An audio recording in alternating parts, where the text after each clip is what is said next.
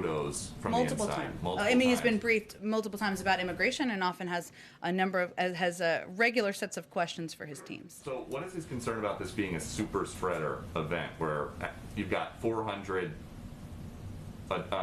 kids stuffed into a pod built for 260? These kids are tested. If they need to be quarantined, they are quarantined. We also follow CDC guidelines to ensure that they are kept safe. One of the reasons that it took us some time to have some of these facilities or some of the shelters open to larger groups of kids is because we wanted to follow those CDC guidelines. So we certainly don't see it through that prism. We actually took the steps we did to keep these kids safe. But where else in the country would it be okay to have 400 people in a space for 260 during the pandemic? Well, again, Peter, we're closely following the CDC guidelines. That's why we're opening up additional facilities, why they've been at limited capacity in a number of these shelters. But if I may, I don't know that there are CDC guidelines that say you can be open For with the are you talking about the 400 shelters, or are you talking about the Border the Patrol? Border Patrol facility. Apologies, I was Yeah. misunderstanding your question. Yes. Look, I think our objective is to move. This is one of the reasons this is such a focus every single day for the president and this administration. We want to move these kids as quickly as possible through these facilities and into the shelters where there is safe spacing, and then move them into homes where there is safe spacing. And we are concerned about the public health impact. That's why we're putting in place a number of policies to expedite these processes. But at that first stop, it's just not happening. And that is part of the federal government that you guys are in charge of. Well, again, I think I've outlined for you specifically even a number of steps that we have taken and we are taking to expedite processing at the border, to ensure we're expediting the timeline, because these Border Patrol facilities are not made for children. We want to move them in part because of COVID, in part because they're not places that have the educational, the health resources, and other resources that we believe these children should have access to. That's where all of our focus is on and why we're working to expedite things. We have a plan. We're implementing it, and we're confident we're going to be successful. We just have limited time, so I just want to go ahead. A couple questions on the vaccine, Jen. Assuming that AstraZeneca gets the green light from the FDA, what's the administration's plans for distributing that vaccine? Well, we don't want to get ahead of the FDA approval process, which I'm sure you certainly understand. And certainly for any vaccine that's approved, we would integrate it into our distribution process, equitably. Is there the sense that the U.S. would have enough supply from the other three vaccines, that the AstraZeneca supply could all be shipped overseas? Would that be a plan from the administration? I wouldn't jump to that conclusion at this point. There are obviously a number of factors, including the fact that these variants are unpredictable. We're still at war with the virus. We don't know which one is going to work best with children. And so that's one of the reasons the president and this administration wanted to be as prepared as possible and ensure we had a range of options at our disposal. You had said on Friday that the plans were not finalized yet on sharing vaccines. Do you have anything more to update on that today?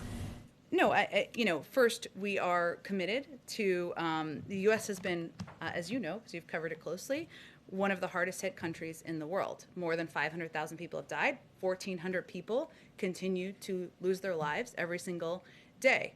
As I noted, there are still a number of factors that are unpredictable that we need to plan for to the best of our ability, including the variants and the impact and what will be most effective, as well as what will work best with children. We are, as we get increasing confidence that we have enough vaccine, we will explore options for sharing more broadly. We want to largely be a part of the global solution here. We recognize fully that in order to defeat the pandemic globally, the global community needs to be vaccinated, but there's a shortage of supply at this point around the world, but also including around the country still. And as you know, because you all talk to governors and other elected officials, they are still looking for supply. There are still people who want the vaccine who don't get the vaccine. We are not sitting on a secret dose of supplies.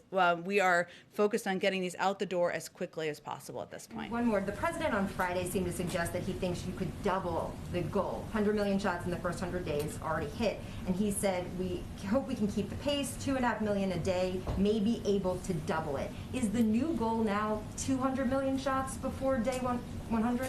We don't have a new goal to set. Our team is looking at that. We certainly want to put one out publicly once our health and COVID team has taken a look at what's viable, and hopefully we'll have more on that soon. Go ahead, Josh. Can I ask a follow-up the meeting over the weekend and last week with the Chinese Sure. delegation in Alaska? Did the president get what he wanted out of that meeting? Does he have any response to what came from it?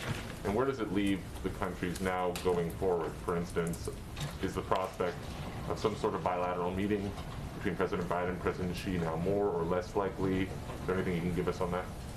Well, we expected tough and direct talks with the PRC on a wide range of issues, and that's exactly what happened. And I know there's been a lot of focus on some of the public theatrics or more dramatic public piece, but I can assure you from talking to our national security team that it was a substantive meeting. It was a 2-day meeting. They covered a range of issues from our concerns about human rights abuses to aggression in Hong Kong, Taiwan, our concerns there, our concerns about economic and intellectual property. And we also, of course, talk about ways we can work together. So we're taking stock of where we are. This is where we are now. I expect the president will certainly be talking with his national security team, well, Jake Sullivan and Tony Blinken, our Secretary of State, National Security Advisor, who traveled, and we will have close consultation with allies and partners on the way forward. We'll continue to work with China, of course, going forward, where it's in the interest of the American people. But in terms of the next steps, Anchorage was a standalone meeting, and we don't have anything more to determine about what's next. And today the U.S., EU, and other countries announced new sanctions on China with respect to human rights abuses. Did anything that happened in Anchorage affect that? In other words, would the U.S. have not participated in that, had certain conditions been met? Is there any link between the two? And what next steps do you think? China has retaliated against the EU. Do you expect U.S. retaliation? And is there any more sanctions that you would do if they don't act to change course with respect to the treatment of these minority groups? Well, on the first question, I'm not aware of any linkage or plans to pull that back. Obviously, this was a reaction to what we felt were serious human rights abuses. Obviously, the Europeans felt this as well against members of Xinjiang's ethnic and religious minority groups. No meeting would change our concerns related to that. And we took action, as you noted, in unity with the United Kingdom, Canada, and the European Union, who also acted against human rights abusers in connection with these atrocities. This demonstrates our ongoing commitment to work multilaterally to advance respect for human rights. And we continue to have grave concerns about China's crimes against humanity and genocide on Uyghurs in Xinjiang. But I don't have anything to predict for you on future sanctions. Obviously, this is an issue that was raised in this meeting last week and was an issue that was raised by the president in his conversation with President Xi just a few weeks ago. What will the U.S. do, if anything, if China doesn't change its approach? Is this sort of a one-stop sanction, or down the road will this be revisited and are further sanctions possible? I mean, they've given no indication that they would change approach. In fact, they have more or less doubled down that they're doing nothing wrong with respect to these minority groups. Well, clearly sanctions are meant to deter behavior, but I'm not going to rule in or rule out any actions when we're at not even day 60. What day are we at? 62? I'm not even sure. Of the administration. I can assure you that obviously this is, again, we will be evaluating what the appropriate next steps are in close coordination with our partners and allies around the world. And as Secretary of State noted in his comments after this meeting, we are certain that the Chinese are noting that we are working much more closely with our allies and partners than had happened over the last 4 years, that we are focused on taking steps to invest in and improve our economic competition here at home. Those are all steps we're certain they're taking note of. Sorry, very briefly, Go on ahead. the Guatemala trip, the president's proposal for $4 billion in aid for the Northern Triangle has made allusions to conditions that might be placed on it, reforms, anti-corruption effort, that sort of thing. Is this something that Ambassador Jacobson will raise at all? In other words, are you going to be seeking changes in exchange for any funding, aid funding that might go to the region during this trip? Will you specify any particular asks in that regard? That's a great question. I will also note that there's also a part of the trip, a delegation, as our new special envoy for the Northern Triangle, who I'm certain will be playing a prominent role in leading these efforts and negotiations moving forward. Obviously, addressing issues like corruption, violence in the region and in these countries is something that is often raised with the government because we need to work through this funding mechanism through the immigration proposal with our own Congress. I don't have anything to kind of detail for you in terms of what those conversations will look like. But I'm sure when they come back, we will do a robust readout of their conversations. Okay, thank you. Go ahead. Yes, thank you. Why hasn't the administration sought a supplemental funding to send resources to the border to help the migrant children, the unaccompanied minors? Is that something that's in the offing? Well, I know Secretary Mayorkas has spoken to this exact question, which is a great one, and what he has conveyed is that the funding is not the root issue here, that there are larger issues or issues that we have been focused on working through, including processing, identifying additional facilities that we think will help address the challenges we're seeing at the border. Okay. On vaccine distribution, I know that there are these two bilateral deals with Mexico and Canada. Mm-hmm. I know that you aren't ready to talk about lots of vaccine sharing around the globe, but is the administration planning to emphasize bilateral agreements on vaccine sharing globally, or are you expecting to ultimately put doses into COVAX? We, of course, remain committed to working through COVAX. We provided the most funding to COVAX of any country in the world with $4 billion. Mexico and Canada, as you all know, are our neighbors, and so there is a great deal of traffic that can go back and forth between these countries. So it made sense in those scenarios to do bilateral lending agreements, for lack of a better phrasing. But in terms of future, I expect it will be a combination, but certainly we will continue to be a contributing, supportive member of COVAX. Just one follow-up on the Tsarnaev question and Boston bombing. Will the president, we're trying to understand why the Department of Justice continued to move forward with this appeal if President Biden's position is that he has grave concerns about the death penalty. And has President Biden or will President Biden talk to the Attorney General about this case, possibly DOJ consider changing its appeal? I don't have anything to preview for you on that front. The president also believes that the Department of Justice is an independent institution, and of course there are times where it is appropriate to have conversations, but I don't have any conversations to preview for you with the Attorney General. Thanks. Go ahead. As has previously been discussed, there are some families who are being released from facilities into the United States. They're not being given court dates or paperwork about how to complete the legal process. How is the administration going to ensure that they can follow that legal process and can be tracked down to make sure that they show up in court or apply for asylum? Are you talking about the limited families who are already in removal proceedings, or who it's already been determined that they are going to be sent back to their countries, or which? There are very, very limited numbers of families, very limited, who are tested. They are, but I'm not sure which families you're talking about. So maybe tell me a little bit. What numbers are we talking about here? It's a great question. I would just point you to CBP and DHS for the specific numbers. They release that data and they have it more at hand. I mean more so when there's a certain capacity at some of these facilities on the border that they're being released and not being given paperwork about when to, show up. And the migrants who have spoken to our reporters on the border are confused about how to push forward their asylum claims and how to, pursue staying somehow. I'm not familiar with the exact case. I mean, I'm not sure if this is one case, 5 cases. I'd be happy to connect you with the officials there who can go deeper dive on it with you. Okay, go ahead. So it's been a year since the U.S.-Mexico border and the U.S.-Canada border has been closed. Are there any plans in reissuing guidelines, especially with the vaccine distribution and partnerships we have with both Canada and Mexico? I don't have anything to preview for you. It's constantly, of course, reevaluated. We look at it through the prism of COVID and safety and obviously diplomatic relationships too, but I don't have anything to predict for you on that front. Go ahead. Oh, go ahead.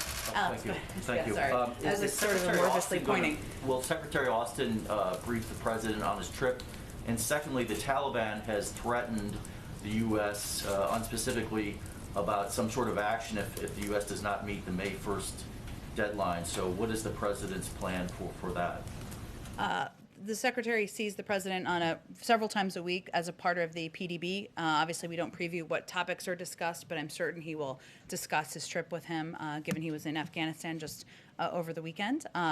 In terms of the May 1st timeline, the president spoke to this during his interview last week with ABC, where he conveyed it would be tough, but there are ongoing policy discussions and decisions right now, and I don't have anything to preview for you on that front. What is the president's message tonight for Senate Democrats? Is he going to get into his thoughts on the filibuster, for example? Well, he'll take some questions from them, so I'm certain they can ask a range of topics. I think he certainly wants to convey to them his gratitude for working with him on the American Rescue Plan, and commit to them that he is not done yet. He has more work to do, and he looks forward to working with them on continuing to build the economy back better, work to increase American competitiveness at home, and have a conversation with them. He'll take their questions as well. But does he expect to get into the filibuster? Naturally, I would assume that's going to come up. Is he It may. We'll see. I'm sure if they have questions about it, I'm sure he's happy to discuss it with them. And then, Yeah, just go ahead. lastly, Go ahead. we expect that there's going to be a number of judicial nominations coming soon. Can you give us an update on that? And secondly, when will we hear more about the Bob Bauer commission and what will come from that? I don't have.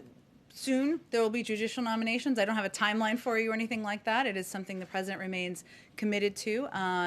As maybe we've talked about in the past, I can't remember. He obviously wants it to be representative of our country, and I think that'll be reflective at the appropriate point in time. In terms of the Judicial Commission, I don't have a timeline on that for you either. Go ahead. Hi, two questions, including one from people who can't be here today. Sure. First of all, just on the border, right at the start of the administration, when President Biden signed executive orders overturning President Trump's orders and so on, I mean, with hindsight, does he regret not speaking more clearly and more forcefully, saying, do not come to the border? Well, was a message sent that President Biden's America would be more welcoming? We've been conveying the messages that I have just conveyed from the beginning. Did you have a second question? President Obama is taking part, I think, within the next hour in an event with Protect Our Care, talking about the Affordable Care Act. Has he? The question is, has he visited the White House yet, or indeed, are there any? Do you know how often he has spoken to President Biden, and are there any plans for him to take part in advocacy at administration events going forward? Well, I will say, having a unique view of this question, they were not just president and vice president. They are friends, and they consult and talk about a range of issues. I would expect that continues through the course of President Biden's presidency. That can be done over the phone, it turns out. And I think if President Obama had been here, you would all know he's a recognizable figure. But I expect, given former President Obama's work on the Affordable Care Act, President Biden's commitment to expanding access to health care throughout his presidency, that it's an issue they'll talk about. But in terms of what he'll be involved in, I would point you to his team. Eric Schultz, I can give you his phone number if you need it. Do you know how many times they've spoken since Inauguration Day? I don't have an exact number for you. They keep in regular touch, and our teams are in regular touch about a range of issues. Go ahead in the back. Thanks, Jen. First off, before I get to my other questions, just checking on the president. He fell going up the steps to Air Force One on Friday. Is he doing okay? He's 100% fine. I don't know if you've been up those steps. They're a little tricky sometimes, but he's not on Air doing Force great. One. I've not been up those. Then, did he see a doctor? Did he have to see a doctor over it? I'm not aware of that being required. There's, of course, a doctor who travels with the president, any president of the United States, but I'm not aware of it needing actual extensive medical attention. Okay, great. And then on the border, of course, Was it no? Yeah. Well, I'm not trying to be. There's a doctor who travels with him. He was walking around, as you all saw, by the end of the day. So I'm just trying to be completely transparent. He's absolutely fine, as he was on Friday, was this weekend. He spent the weekend at Camp David. He's good. Go ahead. Okay. On the border, you've said a few times today that the majority of migrant families are turned away. DHS said last month that number was 42%. That's down significantly from, say, last October when it was over 90%. So what's your threshold for the majority? The majority of people, families, everybody who comes to the border, if you look at those overarching numbers, is turned away. DHS is the right authority for specific numbers and data on all that front, so I'd certainly encourage you to keep talking to them. So also you are opening up new facilities. One of the options that's being reported over the weekend is spending $86 million on hotel rooms for some migrants and feeding them. How do you square that with the National Guard troops who were sleeping in parking garages and some of them got sick from having contaminated food? That's a disparity a lot of people are pointing out, that our National Guard was treated one way and then illegal immigrants are going to be put in hotel rooms. Well, first, let me say that at the time when we became aware of the conditions National Guard troops were in parking garages, as you noted, the president called the head of the National Guard that day and offered his assistance, offered to play any role that he could play, boosting morale, asking for more aid, making sure they had the right, were treated in the way that they deserved for the incredible role they've played. So I know that was some time ago, but that was the reaction he took at the time. If I may, one more on Rachel Levine. Her confirmation has gotten a lot of opposition from Republicans, specifically about the COVID nursing home scandal. She's implicated in Pennsylvania for signing a directive on May 18th while taking her own mother out of the nursing home. There was over 12,000 senior deaths. That's half of the deaths, COVID deaths in Pennsylvania. This is the same scandal that Cuomo is facing in New York. And the governor in Pennsylvania is under investigation. So why does your administration feel that Rachel Levine should get a pass on this and get such a high official position at the Health and Human Services Department? I'd have to look into more specifics of the details here. It does not sound at all to me like that her scenario is similar to the scenario in New York, but we'll follow up with you if we have more to offer. Go ahead in the back. Thank you. Just first to follow up on Alex's question about the remarks to the Senate Democratic Caucus tonight. Is there a reason why the press pool was allowed into the remarks to the House Democratic Caucus and that is not the plan for the Senate Democrats? Was that something that was a White House decision or something that Senator Schumer and company decided? I'm happy to check on the access question. I certainly know that you guys like to have access to these these events. I will check and see what's possible. And then a question on a foreign policy topic, which I think you're familiar with through the years. Senator Menendez is leading a group of senators who are pushing for the White House to recognize the events of the Armenian genocide as a genocide rather than as atrocities of some general form. Is there any update on the planning on that? We're certainly aware of Senator Menendez's efforts, but I don't have any update on our policy. Go ahead in the back. Yeah, President Biden said yesterday that he regrets Turkey's withdrawal from the Istanbul Convention concerning violence against women. Is it to say that he has no capacity to make the difference on values with this ally? That President Biden has no capacity? Certainly, we hope that's not the case. Turkey is a long-standing and valued NATO ally. We've shared interest in countering terrorism, ending the conflict in Syria, and deterring malign influence in the region. We seek cooperation with Turkey on common priorities, and as with any ally, engage in dialogue to address disagreements, as this was a case and evidence of. Okay, two more, and then I gotta go. Go ahead. Dr. Walensky in the briefing Yeah. just now raised a warning. There's cases are starting to tick up again. Of course, we're seeing footage of people outside, big parties, et cetera. Governors have been lifting measures. Is the White House, is the president concerned that we're going to have a new wave in the U.S. before vaccinations get in arms? Is this a question of the trajectory we're on or could be on? Well, I'd certainly defer to our health and medical experts, including Dr. Walensky, but I think one of the messages she has been sending very consistently as the head of the CDC is that we need to remain vigilant, and this is not over. We are still at war with the virus.